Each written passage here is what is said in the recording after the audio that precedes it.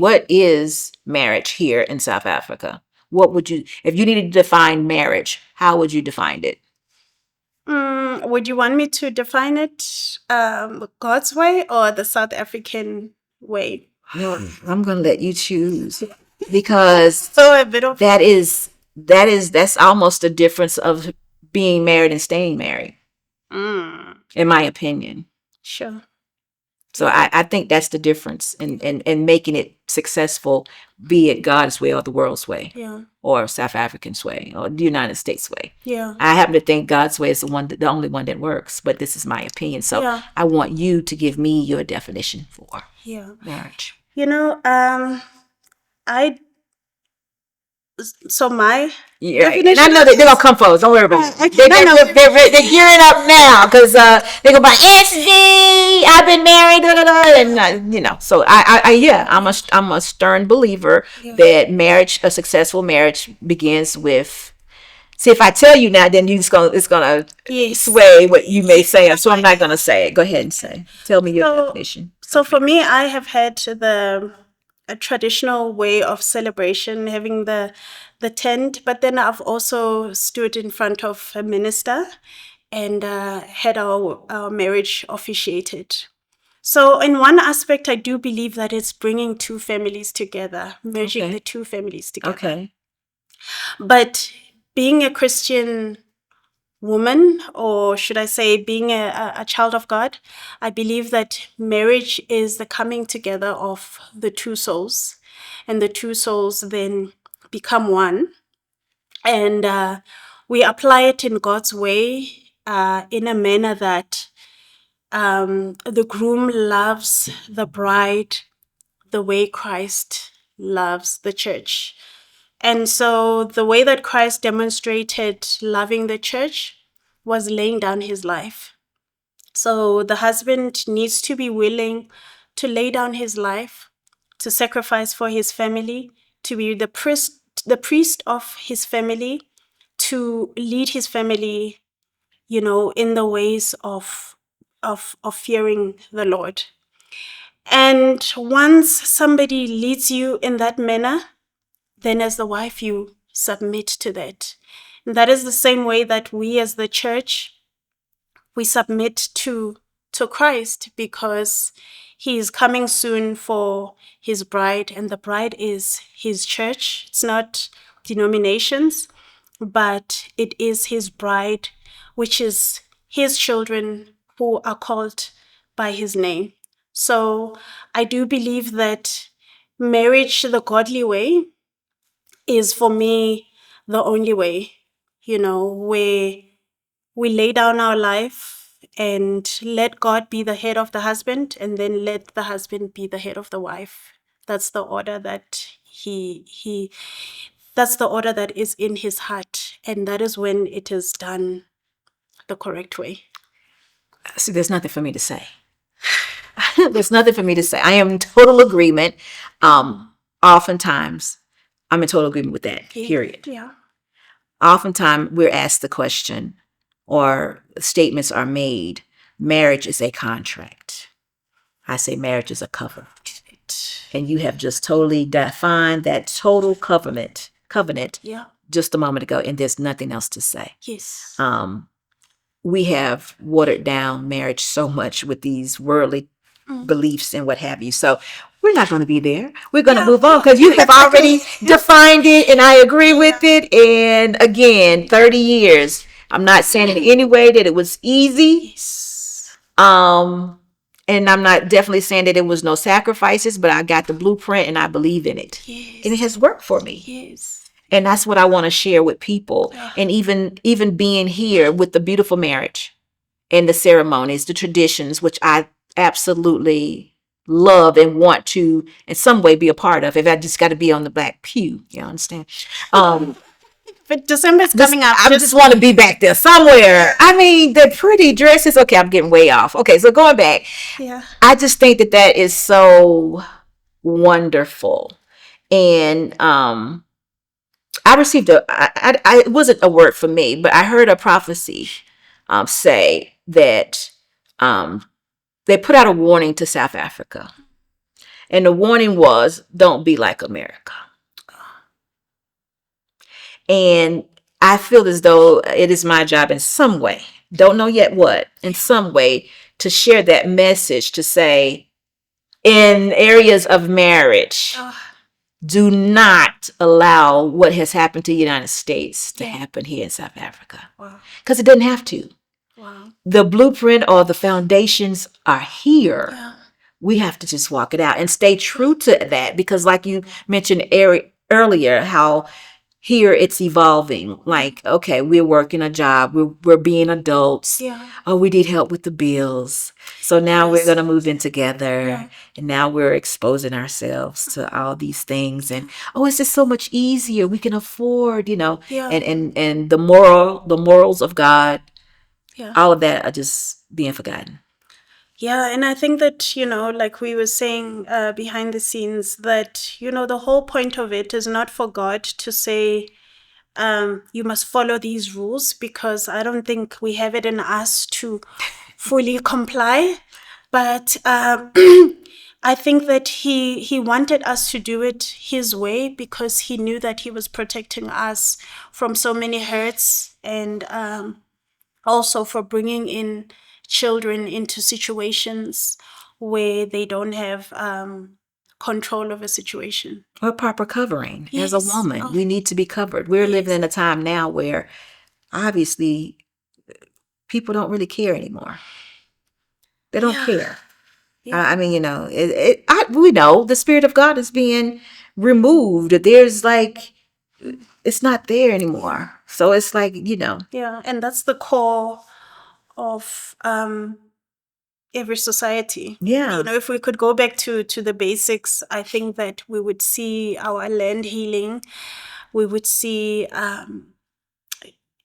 we would see like so many scourges of what we see. I don't even want to mention what is happening, but we would see ourselves coming back to God and Him healing our land, like He says in His Word. Well, I think that's going to have to happen. Yeah. Whether He brings us to our knees or whether we go willing. So that's true. It's going to have to, because He's coming back for His bride. Yes. And it's some things that's going to have to change. Yeah. And I really think that marriage is that was the beginning. Yeah, He Himself, officiated the first. Yeah, that was the beginning. So there's got to be something foundational about that says this is very, very important. Yeah. Are you guys listening? Mm-hmm. So that's why I think, I'm not even going to say I chose it. Yeah. I know for a fact it chose me many, many years ago, because when my husband was prophesied to that he was going to Africa, that was basically what it was. Yeah, I did see that in one of the videos, yeah. The funny part about that is that same person, story, by the way, prophesied to me, but guess what he said to me? He said, you're going to be a wife. And I was like, were you a wife already? Yeah. I was like, you were like, oh, go figure. I was like, a wife? I mean, I was not receiving that. You remember earlier we talked about being humble? Yes. I was not receiving I was going to be a wife. I'm like, I'm already a wife. I'm looking for something glamorous. He going to Africa? What am I doing? What's going on with me? Are you going to be a wife? Wow. I had no idea. None whatsoever. And then, see, that happened one time with the same young man who spoke to him. Then it happened again. Another person said, yes, you're going to be a wife. They had nothing for me outside of you're going to be a wife. And I just I was a little upset, because I was like, Dad, and nobody had nothing for me. Nobody's telling me. Nobody's speaking into my life, I don't know if I just had I'm saying, I know, but I was just, so then afterwards, after I started to have a relationship with Christ, it started to make sense. Every person's reason for not wanting to be married, is valid to them.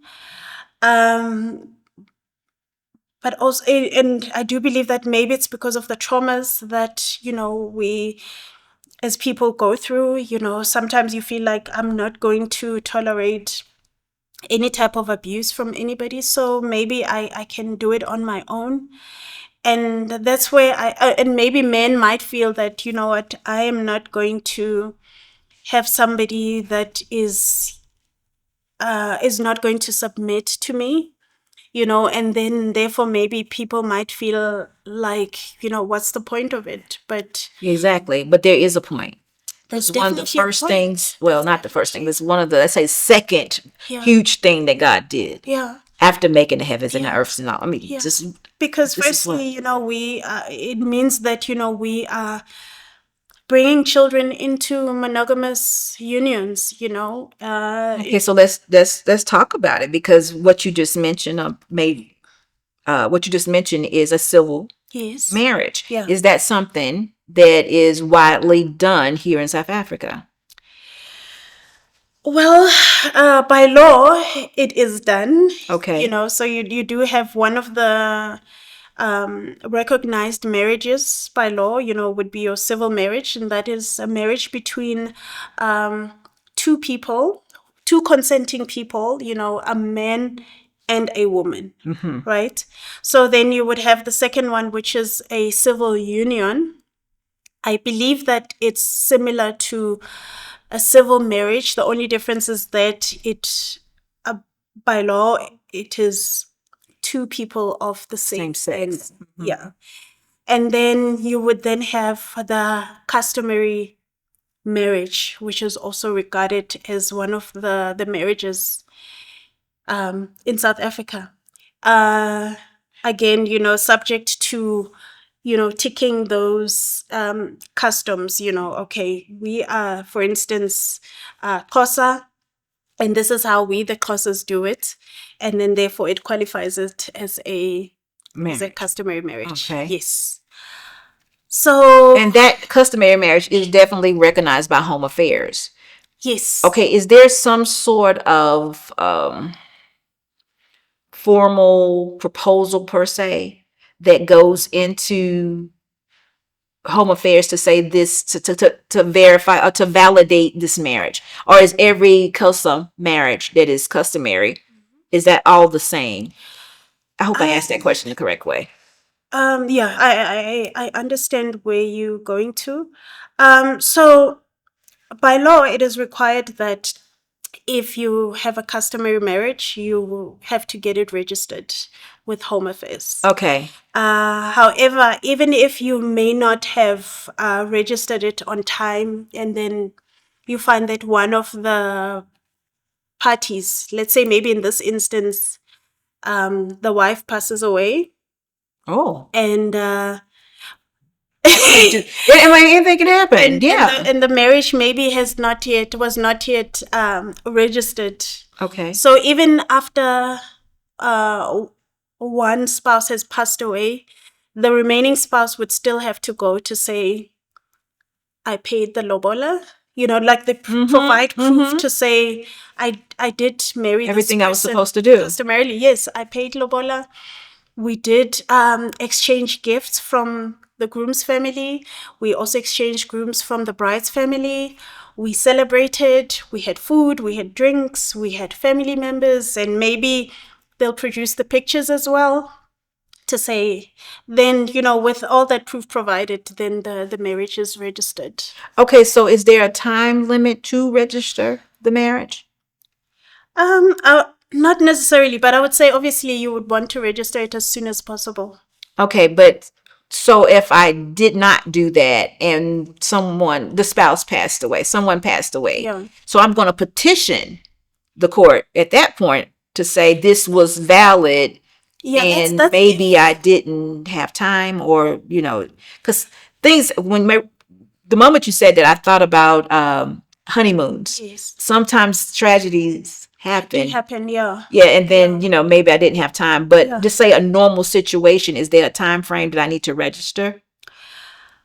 I suppose maybe if, let's say, maybe one spouse passed away, maybe at a honeymoon, maybe they drowned, God forbid, then upon coming back, maybe there would be an incident, or maybe a dramatic situation that leads you to feel that maybe you need to have a marriage certificate Right. in hand. Right. Maybe to say, I want to do the funeral proceedings and I want to take control of it because I am the husband, Right.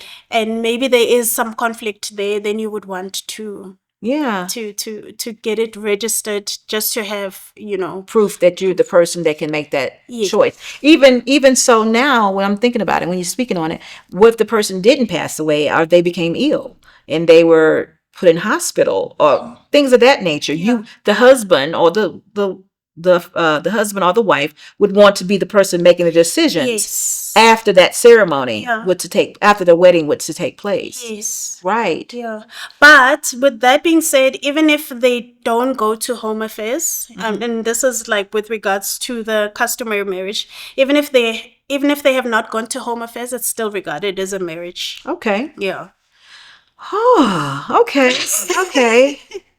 Yeah, so I don't even want to go into the marriage regimes, Yeah, which is it's a the lot. type of, the type of marriages, and including properties and stuff. We won't go into that, but there is that aspect as well. Well, let's add a little more clarity to one type of marriage that was mentioned, and that's polygamy. Okay. Okay, so my understanding, and it's in the United States, in most states in the United States, polygamy is illegal. Okay. A man can only have one wife. But my understanding here that with customary marriage, with tradition, that is very much something that can be done. Am I correct about that?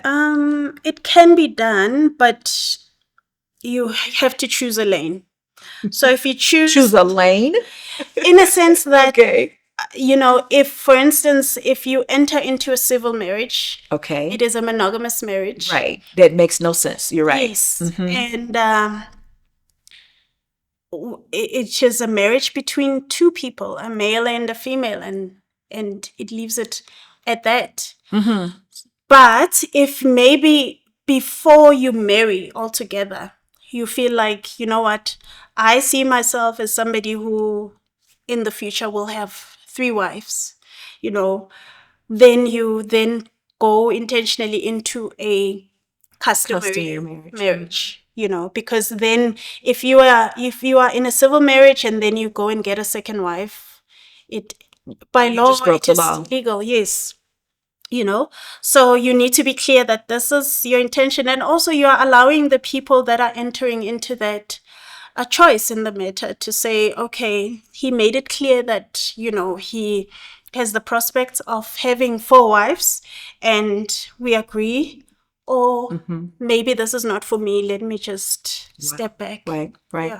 Yeah. If someone makes that their intentions going in, you have to respect that, I would think. Yes. And either you want to be a part of it or you don't. Yes. Now there was one part that was mentioned in the previous video where the first wife. Yeah, the first wife has to actually approve or maybe even fine the second wife. I think it was With what being the reason?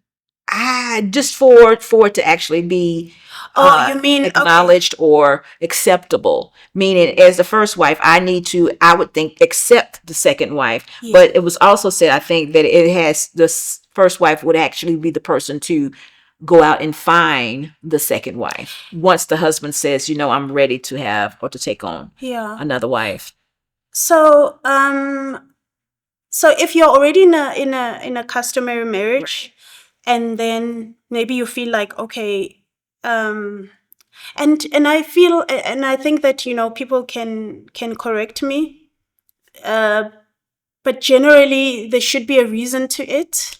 Well, I think why it you is. would want to have a second wife. I think that, like, let's say maybe if lots of children. Yes, if it's and if the husband decides he's wanting more children, sometimes just ailments. Maybe the first wife is getting older and has gone out of the childbearing age, and he may want more children and things of that nature. Then he would want to take on. He may ask his first wife, "Can we take on another wife?" Yes. Or just to help the first wife in whatever means and ways that would be necessary. I mean, I understand that things like this do go on, but that's just something that is not. Anyway, I have had so many fights about that. Yeah. So hey, do whatever. Yeah. I sleep good at night, y'all. Yeah. Oh, thank You know, God. so whatever you choose to do, just make sure you're doing it in accordance with the law. Yeah. And we'll be good. And you'll be good. So definitely those are the 3 marriages. Let's see what else was there that needed to be, because you've been so helpful with the marriage. That is something that, again, like I said, I am willing to jump into. I just want to get the information. But let's ask this question: what is it that I can do to reach, in your opinion, young ladies who want to be married or at that age, but again, like you said, may have experienced some trauma or drama in their previous relationships and have totally turned away from it? Because, now, I mean, I have women saying to me, I'm a feminist. I just don't want to participate anymore. And I'm thinking, wait a minute. Yeah. In marriage, because I feel like if you're a feminist, they're not that type of feminist. Oh, okay. They're the type of feminist that would say, I am just not feeling men right now. Okay. Per se. Well, and see, I think that is such a cop out. I hate it, ladies. I'm sorry. That's just a cop out, because I know women love men, and I know women. I mean, that's just how it's innately in us, typically, that we want to be in relationship, period, with men. Yeah. I know others may be making different decisions, but I also know too that we all want good relationships. We want good men. We want the letter. We want to be plucked from the garden. Yes. We want to be recognized as flowers. And when we don't get that and we get something different or whatever part we played in it, we got to be accountable for that too. Yeah. It then changes our mindset. Yeah. And it kind of hurts us, actually. It really does. It hurts us. Yeah. So I want to be able to reach those people to let them know, listen, let's work on self. Mm-hmm.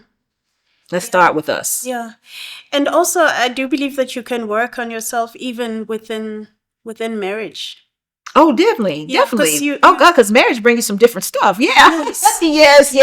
Yes. So there's so many, maybe, I don't know, maybe another guest will actually break it down, but there are things that you encounter in marriage that need you to be, in a particular place spiritually, or, have a particular relationship with the Lord. Otherwise, you will not be able to handle what comes.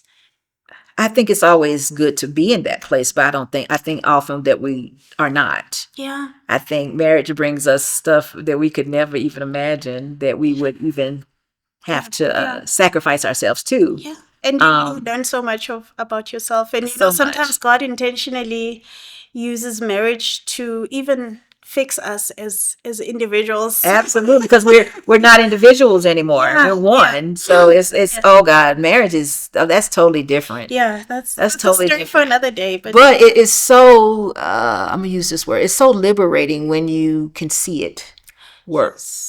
When it begins to all make sense, when you're no longer the victim, and you realize that, for me, I tell you, when I got the bright light one day when I began to read this book. It's called Power of a Praying Wife. It is a very, very good book. I recommend that for all married women. Power of a Praying Wife. Yes. That's what it is. Yeah. And read it over and over again. Locate your husband in that book. Yeah. Because what it actually does, it changes you, and you begin to have compassion and empathy for your spouse. Yeah. And I also want to even say, there's a book that I'm reading by a lady called Cynthia Baba. It's a book about forgiveness. Ooh. And, if you are not willing to forgive over and over again, and that is for men and for women, if you're not willing to forgive over and over again, just like Christ does for us, then you're not ready to get married. You're not ready. But you know what? Even when you say that you are, you're not. You're not. That's another. Even when you say that you are, you're not, because you have no idea. Yeah. You have no idea the places that marriage can take you. Yeah. But and that's why he needs beautiful. He needs to be the one that ushers. Oh, I think I think that's a given. Yes. or not, you will have some growing pains. It would be very, very difficult. But in my opinion, I just say there's no way out. Yeah. I mean, unlike, I'm not talking about abusive situations. I'm not speaking of anything like that. Even, there are grounds for Divorce. Yeah. Yes, there's reasons you can, Yeah. Yeah. But this has been good. Now, Definitely. you have definitely cleared up a lot for us. But is there anything that you want to leave us with that maybe I did not cover? I've asked a lot of questions. We've had a lot of conversations. We're going to have more because you are a young woman Yes. and I'm an old woman. And people tend to like young people a whole lot more than they like old people because they think old people don't know nothing. No, And I'm thinking, why would you think that? I've gone through this already. I guess you can't see me as 25. You know what? You look young to be married for 30 years. I'll say that. You can't see me as 25. But there was a time when I went through somewhat of the same things that we all go through. Yeah. And I can remember then how I felt. And I just think that's helpful. And I do definitely think, listen, I don't know if you know or not, but I think it was like 304,000 single moms here in South Africa. Sure. That is a lot of people. Yeah. There's a lot of nuclear families, and of course they probably, I don't know, but I don't know if they take in account customary marriages. If they're registered, yes, because that's with Home Affairs. But if they not, I don't know. Yeah, but culturally, marriage is marriage, but by law, then you'd have to go through the register part of it. So I don't know. That's, to me, I think that's a lot, and I don't know where the data is coming from right now. It was something I looked up some time ago. Yeah. But it's growing. That number is growing, Sure. And the age limit is getting lower. Sure. And lower, even though we talked about marriage age limit getting higher and higher. Yeah. So there's that, to me, I think that there's an area that we may need to just spend some time with. Yeah. Myself. So is there something though you would like to leave the viewers with, questions or any concerns that you have for yourself? Yeah, firstly, I am not the standard, so like I said, feel free to, come in the comments, with regards to correction, with regards to adding more information. And I do want to say that, we as a country have gone through a lot of pain and traumas. I suppose just like the USA has also gone through a lot of pain and traumas. And some of those pains and traumas, have led us to, making some wrong decisions, when it comes to choosing a partner. And some men have been hurt, some women have been hurt. But I do want to say that we are not each other's enemy. Right. The common enemy is the devil, who hates marriage and who hates to see men truly loving their wives completely, just like Christ loves the church. And the enemy wants to see women dishonoring their men, So it's a whole setup, it's a whole ploy to say that men are evil or women are evil. But I just want to say that none of us are the enemy. The common enemy that we have is the devil, because he hates marriage and he hates to see what marriage has a potential to do, in our future societies. Yes. But we do have it in us, to mend, what the future outcome of our life is. We can't control what has happened to us as children. We can't control what we've seen growing up, but we can definitely control what we want to see going forward. And I want to say that the foundation is going back to Christ. And that is what I have seen work for me. I'm not saying that I have arrived, but he is the foundation of everything. So we are not enemies. Right. Yeah. I agree with you. And that was very well said. You kind of just leave me with not having to say anything. So I don't mean to. no, that's a good thing. Why? That's a good thing. No, okay. So thank you so much for that. And listen, this is Miss P, or Mrs. P. Yeah. So you guys, when you're in the comment section, you know, Yes. I don't even know what to say. Oh, okay. Be gentle. I caught it now. Be gentle. No, I'm just It's kidding. all good. It's all good. Listen, as long as we're moving the conversation forward, that is our goal, and that's 100%. what we want to do. Always move the conversation forward. And understand that SB is learning here in South Africa, and I'm willing and open-minded to do so. So if there's something that you would love to offer, make sure you can email me also, sbshow2020@gmail.com. And don't forget that wedding thing, an invite would be appreciated. Yeah. Thank you so much, guys. And look, we'll be back with another video coming soon.